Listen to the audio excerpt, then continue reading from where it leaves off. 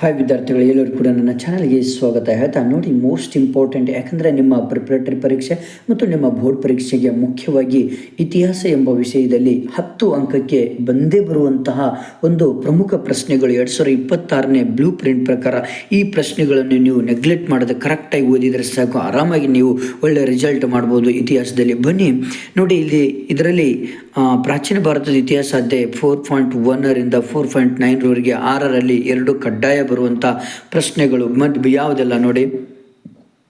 6ರ ರಾಜಕೀಯ, ಸಾಮಾಜಿಕ, ಆರ್ಥಿಕ ಮತ್ತು ಧಾರ್ಮಿಕ ಸ್ಥಿತಿಯನ್ನು ಕುರಿತು ಬರೆಯಿರಿ. ಬುದ್ಧನ ಜೀವನ ಮತ್ತು ಬೋಧನೆಗಳನ್ನು ವಿವರಿಸಿರಿ. ಅಶೋಕನ ಜೀವನ ಮತ್ತು ಸಾಧನೆಗಳನ್ನು ವಿವರಿಸಿರಿ. ಗುಪ್ತರ ಕಾಲವನ್ನು ಭಾರತ ಇತಿಹಾಸದಲ್ಲಿ ಸುವರ್ಣ ಯುಗ ಎಂದು ಏಕೆ ಕರೆಯಲಾಗುತ್ತದೆ ವಿವರಿಸಿರಿ. ಇಮ್ಮಡಿ ಪುಲಿಕೇಶಿಯ ಸಾಧನೆಗಳನ್ನು ವಿವರಿಸಿರಿ.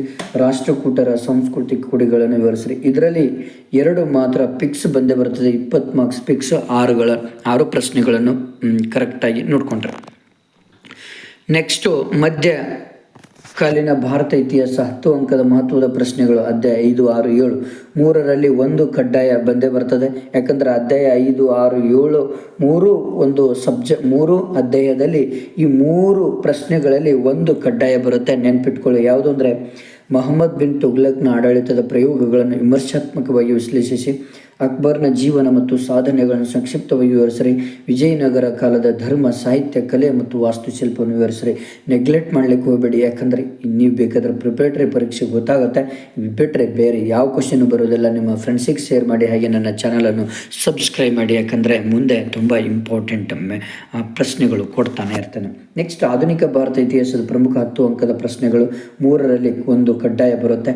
ಭಾರತದ ಮೊದಲ ಸ್ವತಂತ್ರ ಸಂಗ್ರಾಮಕ್ಕೆ ಕಾರಣಗಳು ಮತ್ತು ಪರಿಣಾಮಗಳನ್ನು ವಿವರಿಸಿರಿ. ಸರ್ ಎಂ ವಿಶ್ವೇಶ್ವರಯ್ಯನವರನ್ನು ಆಧುನಿಕ ಮೈಸೂರಿನ ನಿರ್ಮಾತೃ ಎಂದು ಕರೆಯಲಾಗಿದೆ, ವಿಶ್ಲೇಷಿಸಿ. ಭಾರತದ ರಾಷ್ಟ್ರೀಯ ಹೋರಾಟದಲ್ಲಿ ಗಾಂಧೀಜಿಯವರ ಪಾತ್ರವನ್ನು ಚರ್ಚಿಸಿ. ಓಕೆನಾ.